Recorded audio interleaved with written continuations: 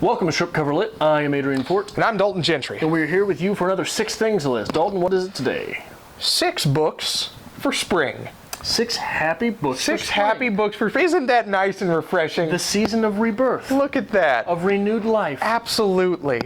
These are all going to be terrible, aren't they? Oh.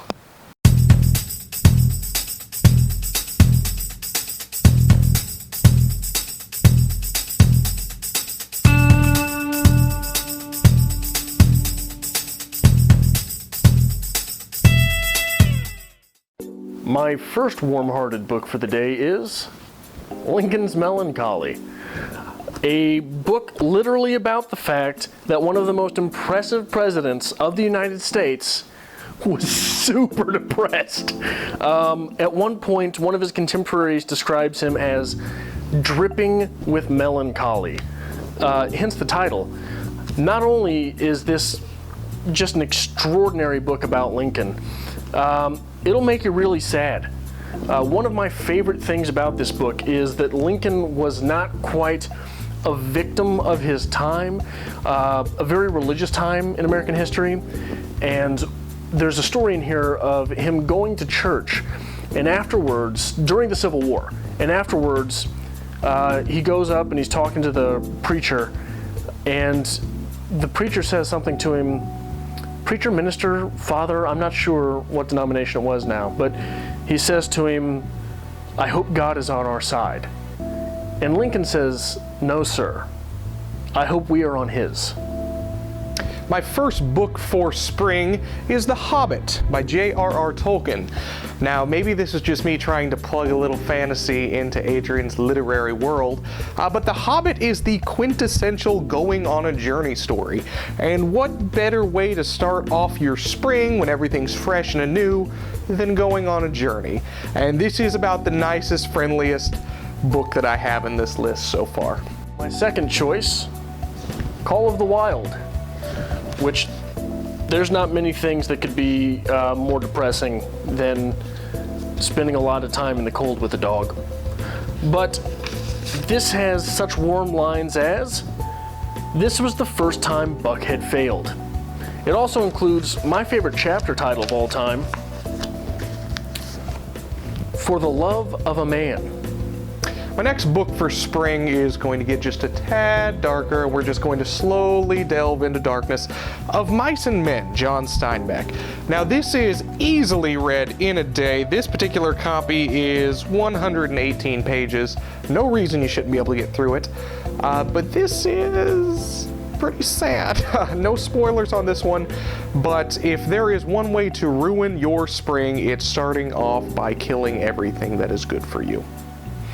My final choice, A Brief History of Time by Stephen Hawking, because literally nothing makes you have the warm fuzzies quite like knowing you're really an idiot and you don't understand any of this stuff, but you're going to read it anyway, and you're going to pretend that you sort of understand, but at the end of the day, when it's you laying down to bed on a warm spring night, you will know in your heart of hearts, you're pretty dumb.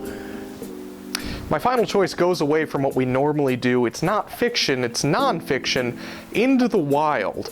Now, this is the story of Chris McCandless and his adventure hiking in the Alaskan wilderness, where he goes in unprepared and, as the news stories would go, ultimately dies in Alaska. Now, I'm a big camper. I like hiking, so I was really excited to read this book. And what, better way to start off your spring by reading about someone's failure. Pretty tragic piece altogether, but I think necessary to read for anyone who's going out to enjoy the outdoors.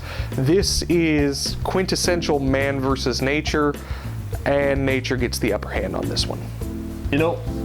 Normally, this is the part of the 6 things list videos where I make fun of you. Okay. Well done. What are you doing? I mean, we sort of had the same idea for most of them. A couple of your books were a little sissy, but well done. I might be done here. This may be the end of me on the channel. Yep, that's it. What are your 6 books for spring? Thank you for watching.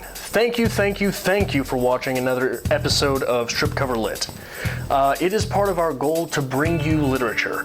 Be that from the writer's perspective, the reader's perspective, be it from film, books, poetry, no matter what. That's part of our goal here. The best of literature and writing almost every day of the week.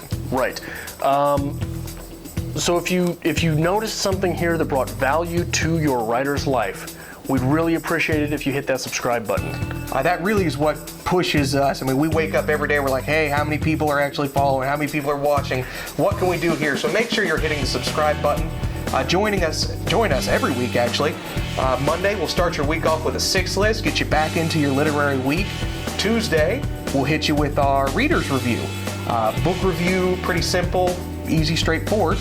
We'll go back into another 6 list on Wednesday. Thursday, we do a little bit of something fun. We'll do challenges, we'll do tags, maybe book hauls. Maybe a makeup challenge. A makeup challenge. We'll see what's coming.